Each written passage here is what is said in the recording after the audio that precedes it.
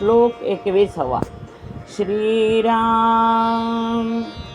मना वासना चुकविये झारा, मना कामना सांडिरे द्रव्यदारा, मना यातना थोर हे गर्भवासी, मना सज्जना भेटवी रागवासी. येरझारा या शब्दाचा अर्थ कंटाळवाणी, रटाळ, निष्फळ जाये किंवा व्यर्थ हेलपाटे. जन्मानंतर मरण आणि मरणानंतर पुन्हा जन्म हे जीवाच्या मागं अखंडपणे लागलेलं चक्र आहे. हे चक्र चुकवायचं असेल तर अर्थातच परमेश्वर चिंतनाच्या मार्गानं प्रयत्न करणं आवश्यक आहे. येरझाऱ्या घालाव्या लागण्याचं महत्त्वाचं कारण म्हणजे जीवाच्या ठायी असणाऱ्या वासना आहेत. या श्लोकातला चुकवी हा शब्द देहलीसारखा काम करतो. देहली म्हणजे उंबरठ्यावर ठेवलेला दिवा. जसा खोलीच्या आत आणि बाहेर दोन्हीकडे प्रकाशासाठी वापरला जातो, तसं चुकवी हा शब्द समर्थांनी वासना आणि येरझारा या दोन्ही शब्दांसाठी वापरलेला आहे.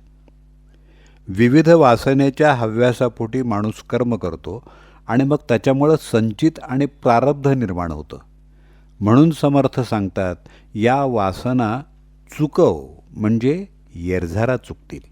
तर दुसऱ्या ओळीमध्ये समर्थ मनाला धनसंपत्ती आणि स्त्रीविषयीचं आकर्षण यांचा त्याग कर असं सांगतायत. देहबुद्धीच्या भूमिकेवरती स्त्री सुखासारखं उत्कट सुख नाही आणि बाकीच्या इंद्रियांच्या सुखासाठी पैसा उपयोगी पडतो. इथं सांडी हा शब्द कामना आणि द्रव्यदारा या दोन्हीसाठी वापरला आहे. सर्वसाधारणपणे वासना आणि कामना हे शब्द सारख्याच अर्थानं वापरले जातात, पण इथं मात्र समर्थांनी ते वापरताना त्याच्यातला सूक्ष्म फरक दाखवून दिलेला आहे. पैसा, द्रव्य, स्त्री या दैनंदिन व्यवहारामध्ये आवश्यकच असतात, तेव्हा वासना ही मूलभूत गोष्टींसाठी गरजेची असतेच, पण वासनेला जेव्हा आसक्तीची जोड मिळते तेव्हा तिचं रूपांतर कामनेत होतं. याचाच अर्थ वासनेचं प्रमाण वाढलं की कामना जन्माला येते. आम्ही फक्त कधीकधी पार्टीच्या वेळी मदिरा प्राशन करतो असं म्हणणाऱ्यांच्या बाबतीत या शौकाचं रूपांतर व्यसनात कधी होतं ते त्यांनाही समजत नाही. तेव्हा संस्कारानं, प्रयत्नानं, अभ्यासानं या आसक्तीतून माणसाला सुटणं सहज शक्य आहे. कारण जी इच्छा मनात प्रबळ होते ती आवरता आली तर बाकीच्या इच्छा सहजच आवरता येतात. जेव्हा श्री समर्थ घर सोडून टाकळीला आले तेव्हा ते 4-5 घरी भिक्षा मागून जेवत असत. जेव्हा ते भिक्षा घेऊन येत तेव्हा त्या अन्न नदीच्या पात्रात धुवून खात असत, कारण जिभेला तिखट, मीठ, मसाला यांची वासना जडू नये म्हणून. कामना द्रव्यदारा यापुरतीच मर्यादित नसते. आता पुढारी लोकांच्या बाबतीत ही कामना त्याच्याही पुढची असते. लोकेशनेच्या बाबतीत ही अधिक बलवान आणि उग्र स्वरूपाची असते.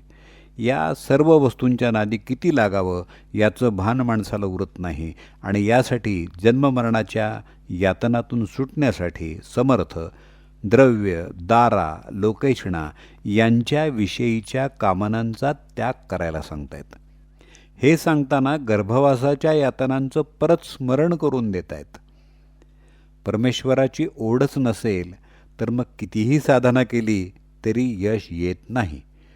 मग माणूस परमार्थापासून दुरावतो आणि साधनाही यांत्रिकपणे करत राहतो. भेटवी या शब्दातून समर्थ साधकाच्या अंतःकरणातल्या परमेश्वराच्या भेटीची ओढ सुचवत आहेत. इथं पुन्हा मनाला सज्जन म्हणून समर्थ गोंजारतायत. जसं आपलं मूळतः कितीही व्रात्य अवखळ असलं तरी चांगलं काम करून घेण्यासाठी आई त्याचं वारेमाप कौतुक करते, त्याप्रमाणे मनाला सज्जन म्हणून चढवतायत समर्थ. मुळामध्ये मन हे रजोगुणी तमोगुणी असं नाही आहे, तर ते सात्विक आहे. त्यामुळं सज्जनपणा हा त्याचा स्वभाव आहे. पण संस्कारानं किंवा जन्ममृत्यूच्या फेऱ्यामधून ते रजोगुणी आणि तामसी होतं. म्हणून समर्थ मनाला सज्जना असं संबोधून मूळ रूपाची आठवण करून देत आहेत.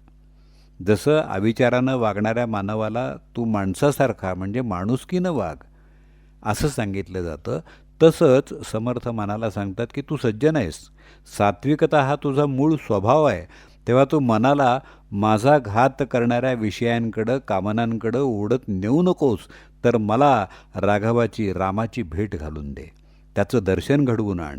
समर्थांना रामभक्तीचं प्रेम हे लहानपणापासून आईवडिलांकडून मिळालं होतं. त्यांच्या आईला रामदर्शनाची ओढ होती. समर्थ घरातून निघून गेले. भारत भ्रमण करून जेव्हा ते त्यांच्या घरी परत आले, त्याला जवळपास 1 तप लोटलं होतं, म्हणजे 12 वर्ष लोटली होती. आणि या प्रदीर्घ कालावधीमध्ये समर्थांची आई रडून रडून आणि त्यांची वाट पाहून आंधळी झाली होती. समर्थांनी जेव्हा आपल्या आईची ही अवस्था पाहिली, तेव्हा आपल्या घोर साधनेच्या बळावर त्यांनी आईला दृष्टी प्राप्त करून दिलीच, पण रामाचं दर्शनही घडवलं, तिची आणि रामरायाची भेट घडवून आणली.